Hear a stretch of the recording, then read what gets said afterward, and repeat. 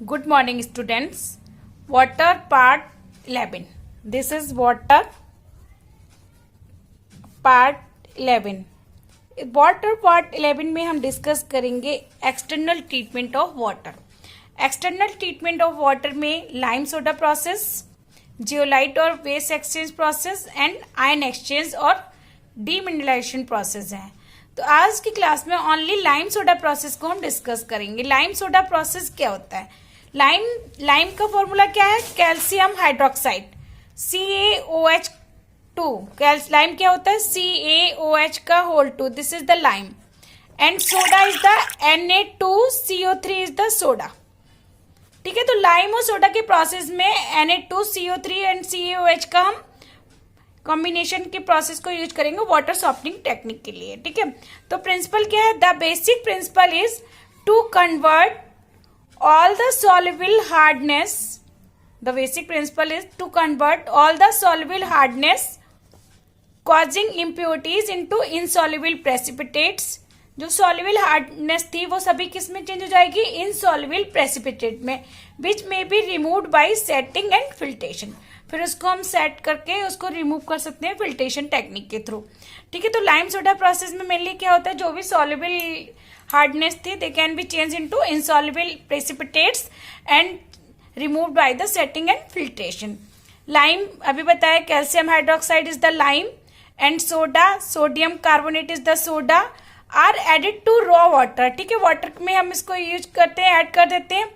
Which react with calcium and magnesium, जो calcium और magnesium के साथ रिएक्ट करके सॉल्युबल हार्डनेस को किस में चेंज कर देगा? इनसॉल्युबल इम्प्योरिटीज में. Lime and soda both are react with raw water and react with the calcium and magnesium salts के साथ में react करके insoluble impurities में change हो जाएंगे.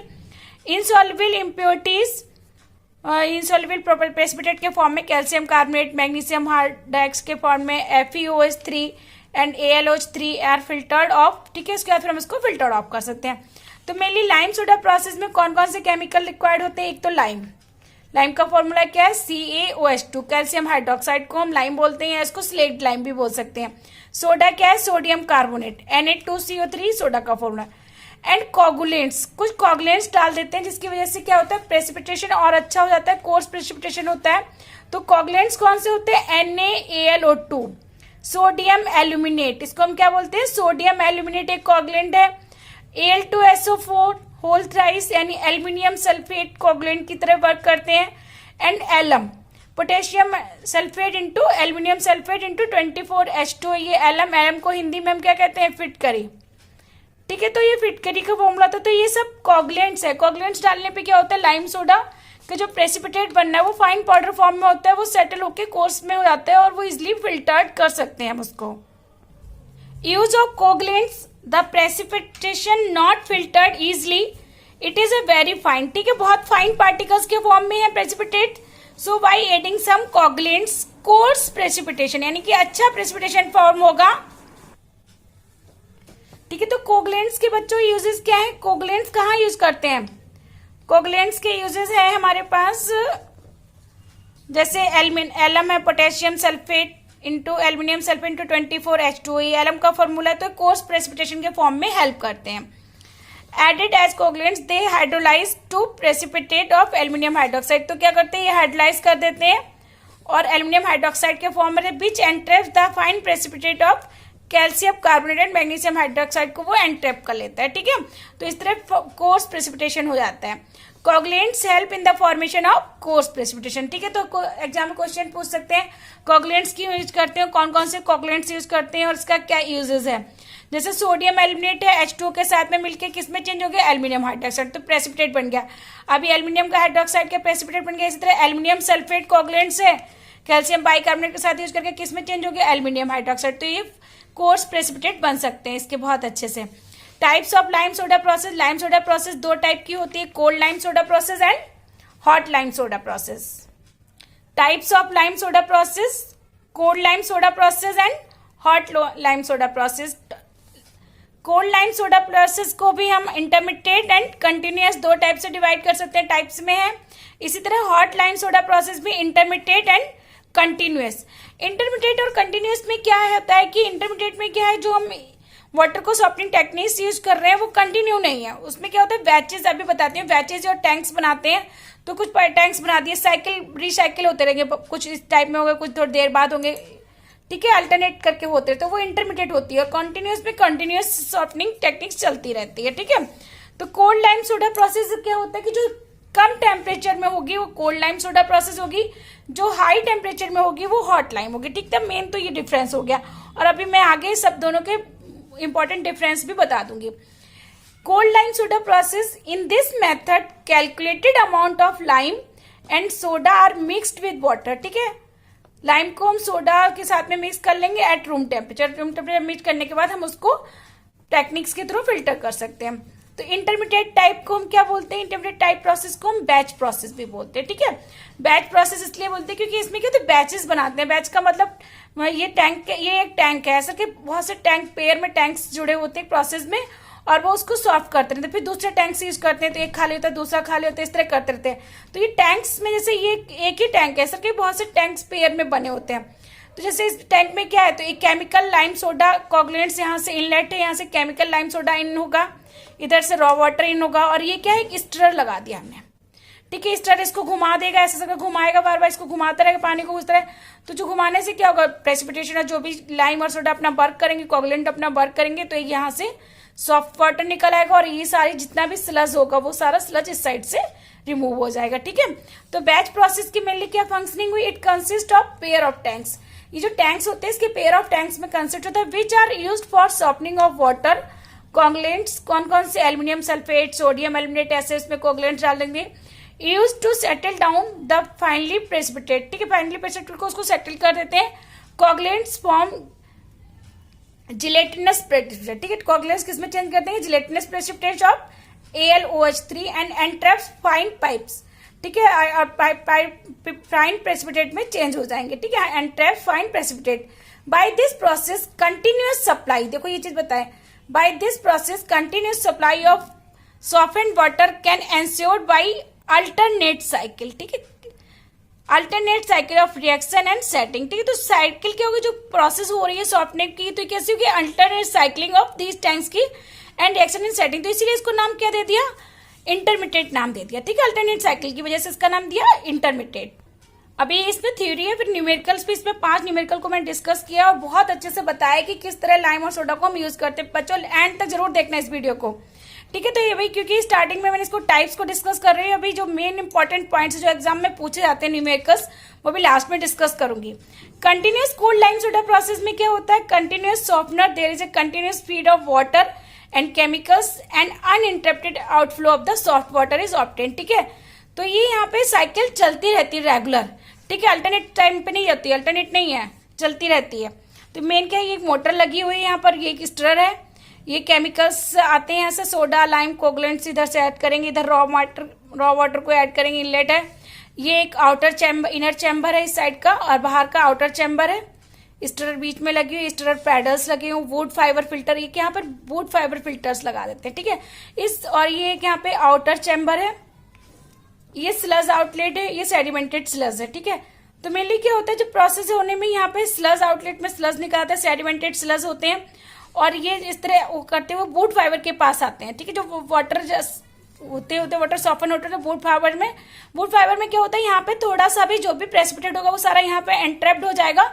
एंट्रैप्ड होने के वाटर ऊपर फ्लो होके यहाँ से निकल के सॉफ्ट वाटर यहाँ पे निकलेगा, ठीक है।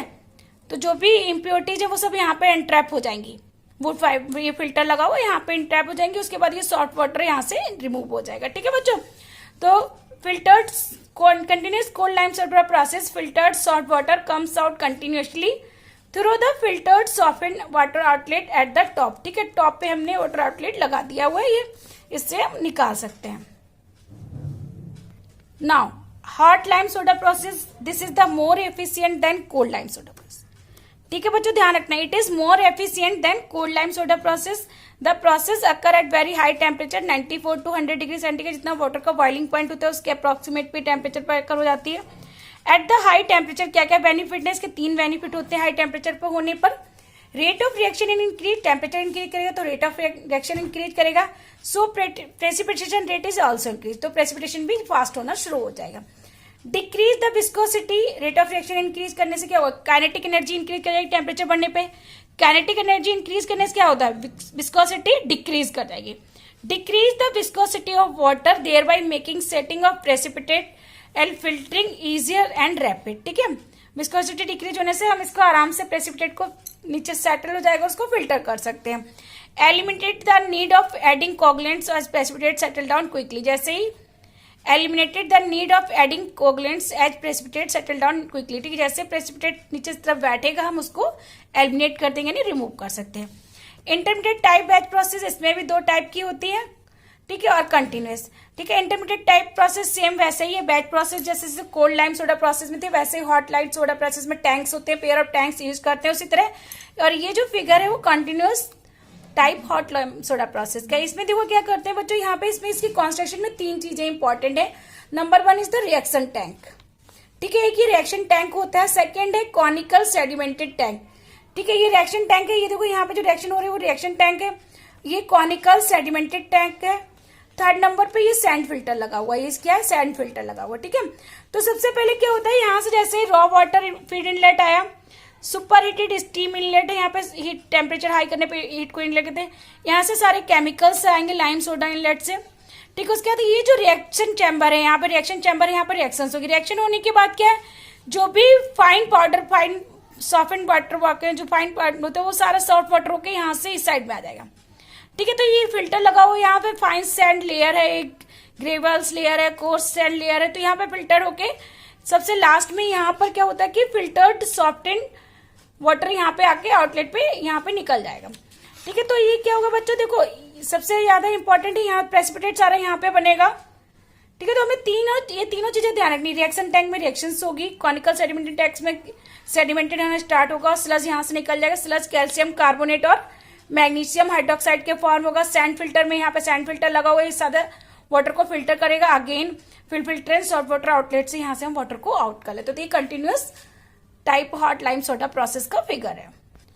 ये difference between cold lime soda process and hot lime soda process exam में पूछा जाता है, तो हम इसमें बता सकते हैं क्या क्या है। सबसे पहले cold lime soda process it carried at room temperature, ये रूम टेम्परेचर पर ही हो जाती है। And hot lime soda process at high temperature about 95 to 100 degree centigrade. It is slow process, ये स्लो प्रोसेस है। इट इज फास्ट प्रोसेस, ठीक है। ये कैसी प्रोसेस है, ये फास्ट प्रोसेस है हॉट लाइम सोडा प्रोसेस, और ये स्लो प्रोसेस है cold lime. Use of coagulants is must, cold lime soda process में कोगुलेंट्स का यूज करना मस्ट है, बट यहाँ पे कोई नीडेड करना जरूरी नहीं, क्योंकि ये हाई टेम्परेचर पे होता है, तो यहाँ पे कोगुलेंट्स की जरूरत नहीं पड़ती है। Filtration is not easy but filtration is easy है, ठीक है। यहाँ पे हॉट लाइम सोडा प्रोसेस में फिल्ट्रेशन इजी होता है। Time taking for softening is longer, cold lime soda process में टाइम टेकिंग ज्यादा हो जाता है और इसमें time taking softening is lesser, कम टाइप में रिएक्शन हो जाती है। Dissolve gases are not removed, cold lime soda process में डिजॉल्व गैसेज नहीं रिमूव होती है, और यहाँ पे dissolve gases in some extent जैसे like CO2 can be removed. Lime soda process में क्या होता है, लाइम सोडा रिक्वायरमेंट लिखते हैं तो x into milligram per litre लिखते हैं, ठीक है। तो x into volume upon 10⁻⁶ kilogram कैसे आया वो हमने यहाँ पे बताया हुआ है, x into milligram per litre. इसको मैं फिर से एक्सप्लेन करूंगी, दिस इज वेरी इंपॉर्टेंट। हमने ये चार्ट बना दिया सारी केमिकल रिएक्शंस का, जो कुछ रिएक्शन जो लाइम के साथ होती है और कुछ रिएक्शंस जो सोडा के साथ होती है, और हमें उसमें कितना लाइम रिक्वायर्ड है, कितना सोडा रिक्वायर्ड है, ये हमें ध्यान रखना पड़ेगा। नंबर फर्स्ट पे serial number constituent reactions and needs, lime और सोडा की कितनी नीड्स है। अगर कैल्शियम बाइकार्बोनेट है और कौन सी हार्डनेस टेम्परेरी, ठीक है, टेम्परेरी कैल्शियम हार्डनेस में प्रेजेंट है, तो कैल्शियम बाइकार्बोनेट में केवल एक ही लाइम की रिक्वायरमेंट होगी, तो क्या लिखेंगे L1, ठीक है। एक हम लाइम के साथ में रिएक्शन कर देंगे। अभी बताते हैं किस तरह करते हैं। अगर मैग्नीशियम बाइकार्बोनेट है, टेम्परेरी हार्डनेस है मैग्नीशियम की, तो मैग्नीशियम बाइकार्बोनेट में 2 लाइम की रिक्वायरमेंट होगी, 2 लाइम की रिक्वायरमेंट होगी, तो यहाँ पे नीड्स कितनी करेंगे 2L, ठीक है, और रिएक्शन ये हो जाएगी।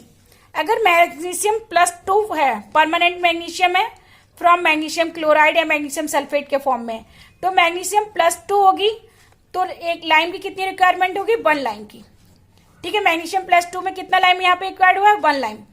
और कैल्शियम +2 हो तो कैल्शियम +2 में लाइम ही रिक्वायर्ड होता है, ध्यान रखना। कैल्शियम में क्या रिक्वायर्ड होगा? सोडा। कैल्शियम जो है कैल्शियम +2 लाइम के साथ रिएक्ट नहीं करता, किसके साथ रिएक्ट करता है? सोडा के साथ। तो यहाँ पे नीड किसकी हो गई? सोडा की। 1 सोडा, एक ही सोडा के साथ रिएक्शन हो गई। मोर स्पेसिफिकली हम क्या करते हैं, अगर मैग्नीशियम क्लोराइड या कैल्शियम क्लोराइड की बात करते हैं तो मैग्नीशियम क्लोराइड की हम बात करेंगे तो मैग्नीशियम क्लोराइड CaCl2 के साथ रिएक्ट करके किसमें, CaOH के लाइम के साथ रिएक्ट करके किसमें चेंज हो गया? CaCl2 में। फिर CaCl2 की रिएक्शन किसके साथ होगी? कैल्शियम की सॉल्ट के साथ रिएक्शन किसके साथ होती? सोडियम कार्बोनेट, सोडा के साथ। तो ये मैग्नीशियम क्लोराइड जो अगर दिया होगा तो वो L+S यानी लाइम के साथ भी रिएक्ट करेगा और सोडा के साथ भी रिएक्ट करेगा, क्योंकि magnesium chloride can be change into CaCl2 then ClCl2 react with Na2CO3, तब जाके कैल्शियम कार्बोनेट का प्रेसिपिटेट बनेगा। ठीक है, तो L+S दोनों आएंगे। अगर CaSO4 दिया होगा इसी तरह तो उसमें भी L+S दोनों लगेंगे CaS4 में। ठीक है, CaSO4 देने पे सोडियम कार्बोनेट के साथ रिएक्ट करने पे कैल्शियम कार्बोनेट का प्रेसिपिटेट बनेगा और सोडियम सल्फेट बन जाएगा। और अगर मैग्नीशियम सल्फेट, ये हमने रिएक्शन उल्टा हो गया, मैग्नीशियम सल्फेट दिया होगा तो फिर कैल्शियम कार्बोनेट प्लस इस तरह बनेगा। ठीक है, तो L+S, अगर ये किसी MgSO4 दिया तो क्या लगेगा? L+S। अगर बाइकार्बोनेट दिया है HCO3-, for example sodium bicarbonate दिया, तो सोडियम बाइकार्बोनेट में क्या? सोडियम बाइकार्बोनेट की हम लाइम के साथ रिएक्शन कराते हैं। ठीक है, तो सोडियम बाइकार्बोनेट के साथ लाइम के साथ रिएक्शन कराने पर हमें यहाँ पे सोडा ऑब्टेन्ड हो जाता है। ध्यान रखना बच्चों, सोडियम बाइकार्बोनेट के साथ हमें लाइम रिएक्शन कराने में हमें सोडा ऑब्टेन्ड होता है। तो हम क्या करेंगे? लाइम तो यूज हो गया L+ और सोडा क्या हो गया? माइनस हो गया। तो केवल एक ही रिएक्शन है जिसमें हम -S करते हैं, तो -S किसमें करते हैं? सोडा के में। ठीक है, तो अगर बाइकार्बोनेट दिया तो बाइकार्बोनेट में कौन सा फॉर्मूला लगेगा? L-S। L लाइम को यूज कर रहे हैं, सोडा को माइनस कर रहे हैं। ठीक है, बाइकार्बोनेट के टर्म्स में। और अगर कैल्शियम +2 दिया हुआ form, calcium form CaCl2 and CaSO4 more specific, तो कैल्शियम +2 मैंने अभी बताया कैल्शियम केवल सोडियम कार्बोनेट के साथ ही रिएक्ट करता है। सोडियम कार्बोनेट तो एक ही सोडा स्टार्ट होगा। कैल्शियम क्लोराइड और कैल्शियम सल्फेट भी सोडियम कार्बोनेट के साथ रिएक्ट करते हैं, तो 1 ही सोडा रिक्वायर्ड होगा। ठीक है, तो हमें ये चार्ट हमें रटना पड़ेगा, याद करना पड़ेगा कहाँ पे 2 लाइन सोडा सोडा के, जैसे देखो कैल्शियम के टर्म में सोडा सोडा ही टर्न होगा, बाइकार्बोनेट के टर्म में सोडा में -S कर देंगे। ठीक है, और लाइम में प्लस कर देंगे। ठीक है, अगर मैग्नीशियम +2 मैग्नीशियम क्लोराइड और मैग्नीशियम सल्फेट के फॉर्म में दिया तो L+S करेंगे। मैग्नीशियम केवल आयनिक फॉर्म में दिया तो L लिखेंगे, मैग्नीशियम +2 दिया तो L लिखेंगे, कैल्शियम +2 लिखा तो खाली S लिखेंगे। ठीक है, हमें ये ध्यान रखना है। मैग्नीशियम बाइकार्बोनेट या कैल्शियम बाइकार्बोनेट टेम्परेरी के फॉर्म में दिया तो मैग्नीशियम के केस में हम 2L को यूज करेंगे, 2 लाइम रिक्वायर्ड हो रहे हैं, एंड कैल्शियम के केस में हम एक ही लाइम को यूज करेंगे। ठीक है बच्चों, हमें ये चीज, ये चार्ट ध्यान रखना है, बहुत अच्छे से पढ़ना है। इवन इसको आप अपनी कॉपी में नोट कर सकते हो, तभी ध्यान रहेगा। हाँ, नेक्स्ट रिएक्शन है CO2। अगर CO2 दिया है कॉन्स्टिट्यूएंट में, CO2 दिया तो CO2 केवल लाइम के साथ ही रिएक्ट करेगा, सोडा के साथ रिएक्ट नहीं करेगा, तो एक ही लाइम की रिक्वायरमेंट होगी। ठीक है, अगर H+ दिया, H+ free acid like HCl H2SO4, तो H+ में भी एक लाइम की रिक्वायरमेंट है। फिर एक लाइम CaOH के साथ रिएक्ट करेंगे, Ca+2 और 2SH2 में चेंज हो जाएगा। अब ये Ca+2 Na2CO3 के साथ रिएक्ट करके तब जाके कैल्शियम कार्बोनेट में चेंज होगा। तो यानी अगर H+ दिया है तो हम इसमें लाइम भी लगाएंगे और सोडा भी लगाएंगे, L+S का रूल लगाएंगे। ठीक है, मैं ध्यान रखना ये सब चीजें। तो जैसे HCl है तो कैल्शियम का हाइड्रोक्साइड के रिएक्ट किया तो CaCl2 + 2H2 बना, H2SO4 कैल्शियम हाइड्रोक्साइड के साथ रिएक्ट किया, CaSO4 + 2H2 बना। अब ये CaCl2 और CaSO4 ये दोनों किसके साथ रिएक्ट हो सकेंगे? लाइम, सोडा के साथ में। तो इसीलिए पहले लाइम के साथ रिएक्ट करते हैं, फिर सोडा के साथ रिएक्ट कर देते हैं इसका प्रोडक्ट। तो इसीलिए हम इसको लाइम + सोडा, अगर H+ दिया है कॉन्स्टिट्यूएंट में तो हम उसमें लाइम + सोडा दोनों लगाएंगे। ठीक है, एल्यूमिनियम एंड आयरन सॉल्ट में be present in water as contributor of permanent hardness. ठीक है, तो अगर एल्यूमिनियम एंड आयरन प्रेजेंट है तो वो परमानेंट हार्डनेस को ही शो करते हैं, और they may be used as coagulants की तरह भी रिएक्शन में यूज हो रहे हैं। तो अगर मैग्नीशियम नाइट्रेट है, ये हमने यहाँ पर नहीं लिख पाई हूँ इसलिए यहाँ पर दिया है, अगर मैग्नीशियम नाइट्रेट दिया है तो उसमें L+S लगाएंगे, और कैल्शियम नाइट्रेट दिया होगा तो ओनली S लगाएंगे, क्योंकि कैल्शियम के जो भी सॉल्ट्स हैं वो S सोडा से ही होते हैं, लाइम से नहीं होते, ध्यान रखना। कैल्शियम के कोई भी सॉल्ट सोडा से होते हैं, लाइम से नहीं होते हैं। ठीक है, अगर FeSO4 दिया है तो FeSO4 लाइम से भी होगा फिर सोडा से भी होगा, तो L+S लगाएगा। FeSO4 लाइम के साथ भी रिक्वायरमेंट में दिखाएंगे, सोडा के साथ भी दिखाएंगे। तो FeSO4 के अगर CaOH के साथ रिएक्ट करेंगे तो FeOH2 CaSO4। अब ये CaSO4 सोडियम कार्बोनेट के साथ रिएक्ट करके देन CaCO3 में कन्वर्ट होगा, तो हम इसमें क्या लगाएंगे L+S। अभी बच्चे जब हम न्यूमेरिकल करेंगे तो ये चीज क्लियर हो जाएगी किस तरह कर रहे हैं। अगर एल्यूमिनियम सल्फेट दिया है, एल्यूमिनियम सल्फेट में पहले लाइम के साथ रिएक्ट करेगा, देन सोडा के साथ रिएक्ट कर देगा इसका एक प्रोडक्ट, तो L+S लगाएंगे। एक बहुत इंपॉर्टेंट है, अभी मैंने -S कहाँ पे बताया था, बाइकार्बोनेट के टर्म में। इसी तरह -L कब लगाएंगे, -1L लगाएंगे अगर सोडियम एल्यूमिनेट दिया है, तो sodium aluminate plus H2 AlOH3 plus, तो ये इसमें लाइम क्या है, माइनस होता है, क्योंकि ये मेनली ये लाइम के फॉर्म में नहीं, लेकिन ये -L इसलिए लिख रहा है क्योंकि ये बेस के फॉर्म में आ रहा है यहाँ पर, ठीक है। तो इसलिए -L कब लगाएंगे, सोडियम एल्यूमिनेट के केस में।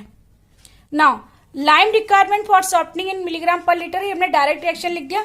74 कैल्शियम हाइड्रोक्साइड का मॉलिक्यूलर वेट होता है और 100 कैल्शियम कार्बोनेट के टर्म में लिखा है, तो equivalent weight of calcium hydroxide and equivalent weight of calcium carbonate लिखा, तो मल्टीप्लीकेशन फैक्टर के टर्म में 74/100। कैल्शियम और कैल्शियम बाइकार्बोनेट और टेम्परेरी कैल्शियम को पहले हम लेंगे लाइम में, देखो ये लाइम में यूज होता है। फिर मैग्नीशियम बाइकार्बोनेट कितने हैं, 2 लाइम 2L ले लेंगे। देन परमानेंट लिखेंगे, पहले हम टेम्परेरी लिखते हैं, ठीक है। उसके बाद प्लस करेंगे परमानेंट हार्डनेस पे। परमानेंट में मैग्नीशियम +2 की होगी, मैग्नीशियम क्लोराइड की हो सकती है, मैग्नीशियम सल्फेट की हो सकती है, Fe+2 की हो सकती है, FeSO4 की हो सकती है, और एल्यूमिनियम की भी, और एल्यूमिनियम सल्फेट की हो सकती है। उसके बाद परमानेंट के बाद जो भी कॉगुलेंट्स है, जो भी हम डालेंगे, जो भी और एक्स्ट्रा चीज है, वो सब +CO2 +HCl +SCO3 और सोडियम बाइकार्बोनेट। एंड एल्यूमिनेट में क्या करते हैं, -L, जो अभी लिखा था ना -L, तो हम इस तरह की फॉर्मूला लिख लेंगे और उसको जो भी चीजें हैं उसको वहां पे लिख के उसको सबस्ट्रेक्ट और एडिशन करेंगे। सोडा रिक्वायरमेंट में सोडा का फॉर्मूला Na2CO3 होता है, उसका मॉलिक्यूलर वेट 106 है और कैल्शियम कार्बोनेट का 100 है। तो सोडा जो होगा, सोडा की रिक्वायरमेंट टेम्परेरी हार्डनेस के लिए नहीं होती, परमानेंट के लिए ही होती है, ठीक है जी, ध्यान रखना। सोडा की रिक्वायरमेंट टेम्परेरी हार्डनेस के लिए नहीं होती, परमानेंट के लिए। तो परमानेंट हमारे पास कौन कौन से हैं, कैल्शियम क्लोराइड और कैल्शियम सल्फेट के टर्म में हमेशा परमानेंट ही रहेंगे। मैग्नीशियम क्लोराइड और सल्फेट के टर्म में, या मैग्नीशियम आयन के टर्म में परमानेंट में है। एल्यूमिनियम +3 एल्यूमिनियम सल्फेट के टर्म में, आयरन के सल्फेट के एसिडिक फॉर्म में भी उसे परमानेंट हार्डनेस के टर्म में। माइनस जो हमने बाइकार्बोनेट यहाँ पे ऐड किए थे जो लाइम में, वो सोडा में -S होता है, ठीक है। तो ये चीज ध्यान रखना, सोडा में -S है, बाइकार्बोनेट इसमें -S है, और लाइम के केस में बाइकार्बोनेट प्लस है। यहाँ पे केवल क्या सोडियम एल्यूमिनेट को माइनस करते हैं, ठीक है। ये तीन चीजें ध्यान नहीं, क्या चीज इसमें माइनस होती है। Substance like NaCl, KCl, sodium sulphate, SiO2, ये जो भी Fe2O3 do not impart hardness को शो नहीं करते। अगर ये हमारे कॉन्स्टिट्यूएंट्स में दिए हैं तब भी हमें इसको कंसीडर नहीं करना है कैलकुलेशन के लिए, ठीक है।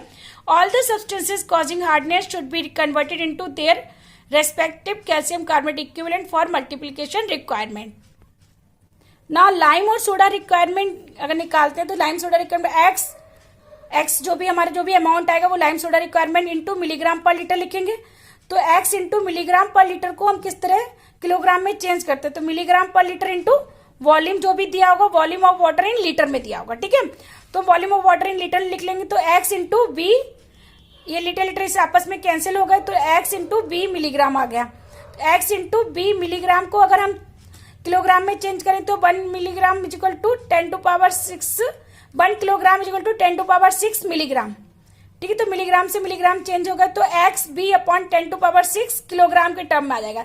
तो अगर किलोग्राम के फॉर्म में हम देखेंगे तो X into B upon 10⁶ kilogram के फॉर्म में आएगा। इसको हम आगे यूज करेंगे, इसलिए हमने इसको यहाँ डिस्कस किया हुआ है। नाउ इस पूरे टॉपिक का सबसे इंपॉर्टेंट पॉइंट से आप डिस्कस हो रहे क्वेश्चंस। अब ये लास्ट में होते हैं, बच्चे लास्ट तक देखते नहीं, लेकिन प्लीज मेरी आप लोगों से रिक्वेस्ट है लास्ट की सारी देखने, क्योंकि इसमें मैंने बहुत इंपॉर्टेंट क्वेश्चंस लिए हैं जो लास्ट 2 या 3 ईयर्स में आए हुए हैं। Calculate the quantities of lime soda requirement softening 24,000 litres of water with the following analysis using 10 ppm of sodium aluminate as coagulant। Calcium +2 इतना दिया है 95, 36 मैग्नीशियम दिया, CO2 इतना दिया है, SCO3 264 एंड H+2 ppm, ठीक है। तो सबसे पहले हम एक चार्ट बना लेंगे जैसे हमने वहां हार्डनेस ऑफ वाटर के केस में भी बनाया होता है, ठीक है। सबसे पहले कॉन्स्टिट्यूएंट लिखेंगे, कॉन्स्टिट्यूएंट के बाद जो भी अमाउंट गिवन है वो लिख लेंगे, मल्टीप्लीकेशन फैक्टर लिख लेंगे, देन कैल्शियम कार्बोनेट इक्विवेलेंट यानी कैल्शियम कार्बोनेट इक्विवेलेंट्स को हम क्या लिखेंगे, अमाउंट इंटू मल्टीप्लीकेशन, तो मल्टीप्लीकेशन इंटू अमाउंट कर देंगे। नीड, नीड मीन्स लाइम की नीड है या सोडा की नीड है, वो भी हम यहाँ पे लिखेंगे। सिंगल लाइम है, डबल लाइम है, सोडा, दोनों की क्या रिलेशन है वो सब लिख देंगे। तो अगर कार्बन डाइऑक्साइड Ca+2 है तो Ca+2 जो होगा वो परमानेंट हार्डनेस दिखाएगा, तो केवल सोडा ही इससे रिएक्ट करेगा। तो नीड क्या होगी, Ca+2 में S होगा। ठीक है, तो अगर यहाँ पे 95 भी है, मल्टीप्लीकेशन फैक्टर 100/40, 100/40 इंटू 95 करना है 237.5 आ जाएगा। ठीक है, तो इस तरह हम करेंगे सबका मल्टीप्लिकेशन रिएक्शन निकालना मैंने पिछली क्लास में बताया ही हुआ है, मॉलिक्यूलर वेट से निकालते हैं उसका।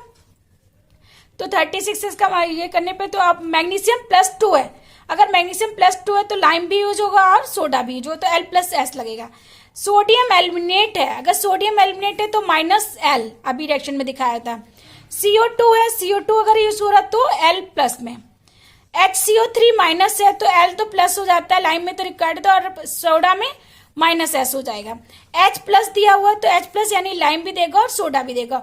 और ये सभी रिएक्शन जैसे हम मल्टीप्लिकेशन चेंज करेंगे इनटू मल्टीप्लाइड बाय के, तो कैल्शियम कार्बोनेट के इक्विवेलेंट में निकाल लेंगे। कैल्शियम प्लस 237.5 आएगा, मैग्नीशियम प्लस 156.1, इतना ही सब आ जाएगा। ठीक है, फिर हम उसके बाद क्या करेंगे, लाइम रिक्वायरमेंट निकालेंगे। तो लाइम रिक्वायरमेट वही फॉर्मूला फिट कर देंगे 74/100। अब हमें पास जो भी सॉल्ट्स गिवन है उन्हीं को लिखेंगे हम यहाँ पर। 74/100 मैग्नीशियम को +2 दिया तो लाइम में इसका यूज हो रहा, देख लेंगे लाइम कहाँ पे यूज हो रहा है, ये प्लस में यूज हो रहा, पहले प्लस वाले लिख लेंगे। फिर उसके बाद CO2 में यहाँ पे लाइम यूज हो रहा है L वाला, तो इसको CO2 लिख देंगे। ठीक है, उसके बाद लाइम कहाँ पे यूज हो रहा है, E वाला प्लस में हो रहा है, HCO3 कर देंगे। उसके बाद लाइम कहाँ हो रहा है, E वाला हो रहा है, तो H+ कर देंगे। ठीक है, उसके बाद माइनस करेंगे, माइनस में केवल लाइम कहाँ पर, एक इसी जगह है, यानी कि सोडियम एल्यूमिनेट में, तो उसको माइनस इतना इंटू वॉल्यूम इन लीटर्स अपॉन 10⁻⁶। अभी सिखा दिया कैसे है, जब किलोग्राम में लिखेंगे V/10⁻⁶ किलोग्राम में आ गया। ठीक है, तो किलोग्राम में निकला हो तो अब 74/100 सभी की हम कैल्शियम कार्बोनेट इक्विवेलेंट्स की जो निकाले थे उनकी वैल्यू लिख देंगे हम। मैग्नीशियम +2 में, CO2 में इसके, फिर इसके सब निकालने पर कितना आएगा, ये 10.8 किलोग्राम आएगा। ठीक है, 10.8 किलोग्राम आ गया। 1 किलोग्राम इंटू 10⁻⁶ मिलीग्राम, ये हमने पीछे सिखाया वो उसी को लिखा हुआ है। ठीक है, अगर सोडा का रिक्वायरमेंट निकालेंगे तो सोडा रिक्वायरमेंट कैसे निकालेंगे, सेम वैसे ही मैंने सिखाया जो भी। सोडा का रिक्वायरमेंट के लिए क्या है, 106/100। अब देखना है हमें इस टेबल में कहाँ कहाँ सोडा यूज हो रहा है। देखो सोडा का यूज कैल्शियम +2 में हो रहा है, मैग्नीशियम +2 में भी हो रहा है, और HCO3 में -S है तो सबसे लास्ट में दिखा देंगे, और H+ में S सोडा का यूज हो रहा है। ठीक है, तो 1 2 3 जगह हमें प्लस करना और एक जगह माइनस करना। ठीक है, तो हम इस तरह लिख लेंगे, calcium plus, magnesium plus H+ and minus को सबसे लास्ट में लिख देंगे। ठीक है, HCO3 minus, volume in litre upon 10⁻⁶। Volume litre में दिया 24,000 लीटर था, 10⁻⁶ कर देंगे किलोग्राम में चेंज करने के लिए। ठीक है, सबको सब करने के बाद 6.89 किलोग्राम आंसर आएगा। नेक्स्ट क्वेश्चन है, a water sample on analysis give magnesium carbonate इतना, कैल्शियम कार्बोनेट ये, कैल्शियम क्लोराइड ये, मैग्नीशियम नाइट्रेट भी दिया हुआ है, अभी मैंने उसमें बता दिया मैग्नीशियम नाइट्रेट में L+S लिखते हैं। KCl दिया तो हमें इसको नहीं काउंट करना है, SiO2 दिया इसको भी नहीं देखना है क्योंकि हार्डनेस नहीं देते।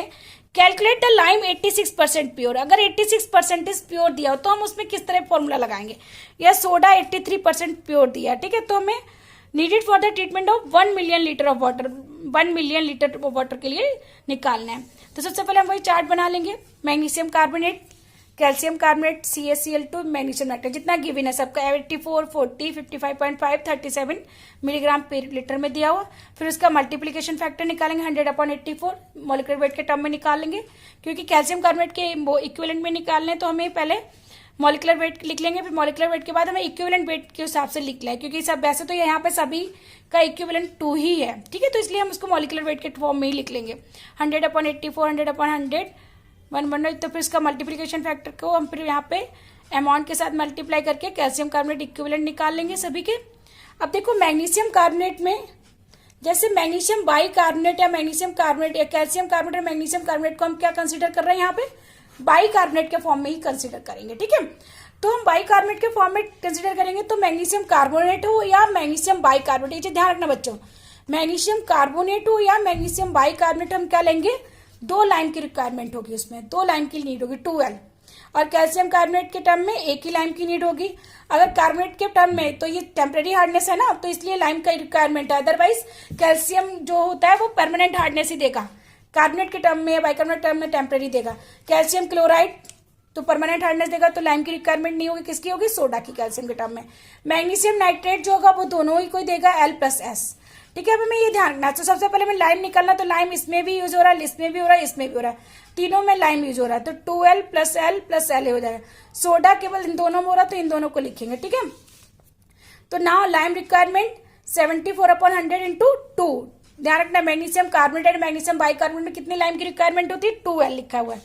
ठीक है, 2L का रिक्वायरमेंट है, plus CaCO3 plus magnesium nitrate into volume into purity factor. हमने क्या लिखा है यहाँ पे, प्योरिटी फैक्टर। ये ध्यान रखना, 100 कितना परसेंटेज प्योर है, 86% प्योर, तो हम इसको लिखेंगे 100/86। तो सभी की वैल्यू पुट कर देंगे, तो हमारा आंसर आएगा 228 × 10⁶ 228 किलोग्राम इंटू 10⁶ मिलीग्राम में किलोग्राम।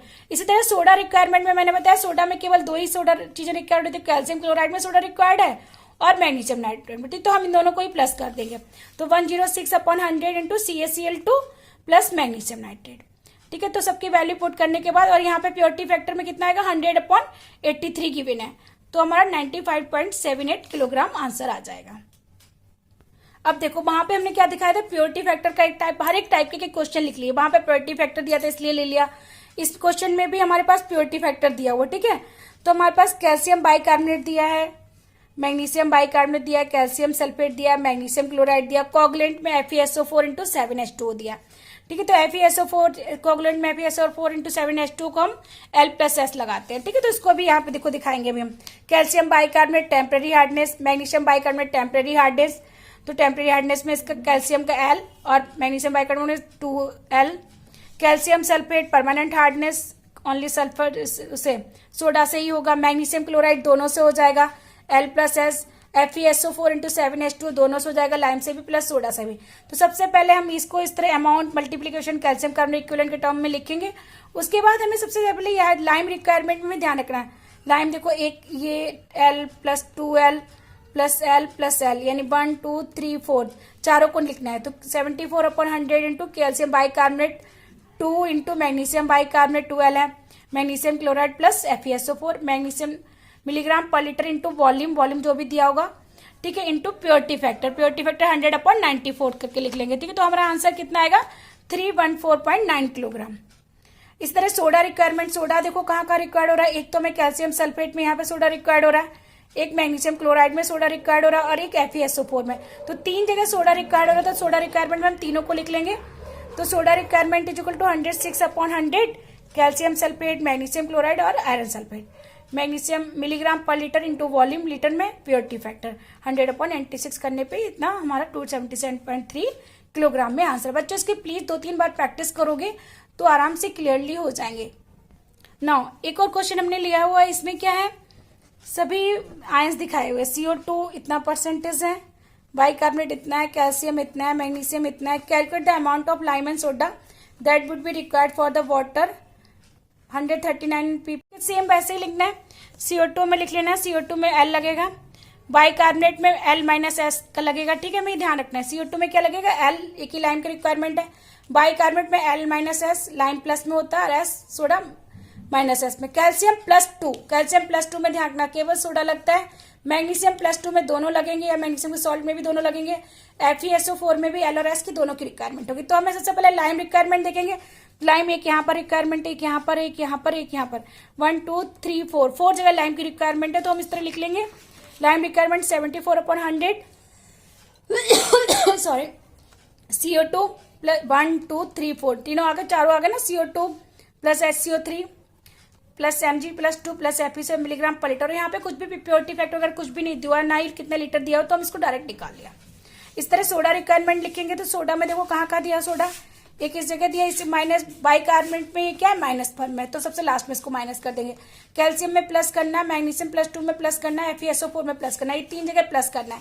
तो सोडा रिक्वायरमेंट में कैल्शियम +2, Mg+2, FeSO4 +2 प्लस करने के बाद उसका माइनस बाइकार्बोनेट से कर देंगे। ठीक है, तो पूरा इक्वेशन लिखने के बाद माइनस बाइकार्बोनेट से करने के बाद आंसर हमारा आएगा 53.8 मिलीग्राम। ठीक है, तो बच्चों हमारा आंसर क्या आएगा 53.8 मिलीग्राम। एक और क्वेश्चन का पैटर्न अलग था थोड़ा सा, वो मैंने डिस्कस कर रही हूँ। 100 ml of water sample contains hardness equivalent, इसको हम N1 V1 से पहले हमें हार्डनेस निकालनी है। ठीक है, इतना हार्डनेस इक्विवेलेंट टू इतना। What is the hardness of water sample in PPM, तो वाटर सैंपल की हमें हार्डनेस निकालनी पीपीएम में। देन उसके बाद what is the amount of lime and soda requirement, उसके बाद हमें कैलकुलेट करना है कितना अमाउंट और कितना सोडा का रिक्वायरमेंट हुआ इसी वाटर सैंपल में। ठीक है, तो वाटर सैंपल N1 V1 निकाल लेंगे, मैग्नीशियम सल्फेट दिया हुआ है N2 V2, तो मैग्नीशियम सल्फेट में N1 × 100 हमारा V1 दिया हुआ है, 0.08 यहाँ पे दिया हुआ है, नॉर्मलिटी दिया है 25 मीटर, ये वॉल्यूम दिया, ये नॉर्मलिटी दी, तो नॉर्मलिटी हम वाटर सैंपल की निकलेंगे कितना है 0.02। Hardness of water sample in terms of calcium carbonate equivalent लिखेंगे, तो नॉर्मलिटी इंटू 50 इंटू 1000 ppm में चेंज करने के लिए 1000 ppm इसका हार्डनेस आ जाएगा आंसर। तो अमाउंट ऑफ लाइम रिक्वायरमेंट अगर मैग्नीशियम सल्फेट के टर्म में दिया, तो इसके मैग्नीशियम सल्फेट मैंने अभी बताया, मैग्नीशियम सल्फेट में क्या फॉर्मूला लगेगा L+S, magnesium sulphate, magnesium nitrate, magnesium chloride, सभी में L+S लगेगा। ठीक है, तो अमाउंट ऑफ लाइम भी उसके पास L होगा और सोडा भी LeS होगा। ठीक है, तो 74/100 इंटू जो भी वैल्यू है इसको हम रख लेंगे, तो हमारा लाइम निकलेगा 745। इस तरह amount of lime required for 100 ml और 0.1 लीटर ऑफ वाटर के लिए कितना चाहिए, तो ये 740 इंटू 0.1 लीटर कर देंगे, तो हमारा 74 मिलीग्राम चाहिए आने। ठीक है, इस तरह सोडा का रिक्वायरमेंट हम निकालेंगे, तो सोडा का रिक्वायरमेंट के लिए amount of soda required 106/100 into वही मैग्नीशियम सल्फेट L+S लगता है, तो L+ यहाँ पर भी होगा और S यहाँ पर भी होगा, सोडा में भी 1000 करने तो 1060 ppm आया ना, 1060 मिलीग्राम पर लीटर। तो amount of soda required for 100 ml, water sample कितना था 100 ml के लिए, यानी 0.1 लीटर के लिए, तो 1060 इंटू 0.1 लीटर कर देंगे, तो 106 मिलीग्राम आंसर आ जाएगा। एक और क्वेश्चन है, बहुत सिंपल है लेकिन ये बहुत इंपॉर्टेंट है, ये MCQ में भी पूछ सकते हैं। Calculate the amount of lime and soda requirement for 1000 litre of water. Water का तो वेट दिया रहता है, वॉल्यूम दिया रहेगा, और इसमें केवल दो, हमारे पास 4 सॉल्ट दिए, कैल्शियम बाइकार्बोनेट इतना दिया, मैग्नीशियम सल्फेट दिया, SiO2 दिया, NiHCl। हमें इन दोनों को कंसीडर नहीं करना है क्योंकि दोनों हार्डनेस शो नहीं करते हैं, तो हमें केवल उन्हीं दोनों को लिखना है जो हार्डनेस शो कर रहे हैं। तो calcium bicarbonate, magnesium sulphate, calcium bicarbonate केवल टेम्परेरी हार्डनेस दे रहा है, तो क्या रिक्वायरमेंट होगा, लाइम की रिक्वायरमेंट होगी ओनली। ठीक है, मैग्नीशियम सल्फेट टेम्परेरी परमानेंट दोनों देता है, ये temporary magnesium sulphate permanent hardness देता है, लेकिन लाइम भी रिक्वायर्ड होता है और सल्फेट भी रिक्वायर्ड होता है। ठीक है, तो लाइम और सोडा दोनों रिक्वायरमेंट है, तो L+S लगा देंगे। ठीक है, तो लाइम रिक्वायरमेंट के लिए 74/100 calcium bicarbonate plus MgSO4 milligram per litre into volume. Volume कितना दिया था यहाँ पे, वॉल्यूम 1000 लीटर दिया। ठीक है, तो सबकी वैल्यू पुट करने तो 148 मिलीग्राम आंसर आ जाएगा। इसी तरह अगर सोडा रिक्वायरमेंट निकालेंगे, तो सोडा रिक्वायरमेंट के लिए अभी हमने दिखाया सोडा कहाँ रिक्वायरमेंट हो रहा है, केवल मैग्नीशियम सल्फेट में, कैल्शियम बाइकार्बोनेट सोडा का रिक्वायरमेंट नहीं है, तो हम केवल एक ही चीज लिखेंगे यहाँ पे सोडा रिक्वायरमेंट पे 106/100 into magnesium sulphate milligram per litre into volume in litre, तो 106/100 इंटू 100 मैग्नीशियम सल्फेट का जो कैल्शियम कार्बोनेट इक्विवेलेंट में आया 100 आया इंटू 1000 मिली वॉल्यूम दिया हुआ लीटर, तो कितना है 106 ग्राम आया। थैंक यू बच्चों, हैव ए नाइस डे। थोड़ा टॉपिक लंबा हो गया और हो सकता है ये हमने हैंडमेड्स बनाए, इसको देखने में कुछ तुम्हें थोड़ा सा प्रॉब्लम हो रही है, लेकिन आप प्लीज 1-2 बार देखना और इसके नोट्स बनाना, आपको हर चीज क्लियर हो जाएगी। थैंक यू बच्चों, have a nice day. Next topic में जियोलाइट एंड आयन एक्सचेंज को हम डिस्कस करेंगे। थैंक यू बच्चों, have a nice day, good luck, take care.